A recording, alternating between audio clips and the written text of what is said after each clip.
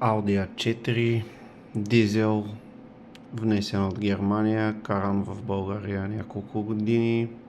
Колата е с сменени вериги и доста други ремонти. Гледаме го с официалния дилърски софтуер на Volkswagen Audis, докато колегите не все още се опитват с китайчетата да прочитат една малка част от автомобила.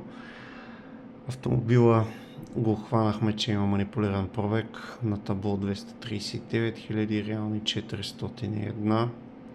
Автомобила е в приемливо състояние, има проблем с централното, сензор за климатик, напукани маркучи за охладителната система, проблем с механизма на шибидаха, дюзите си имат отклонение, за тези километри EGR и DPF са махнати. Разполагаме с лицензи за всички марки и модели, включително и всички електромобили. Ако искате и ние да проверим щателно вашия автомобил преди покупка или за текущи проблеми, ни потърсете и с радост ще ви помогнем.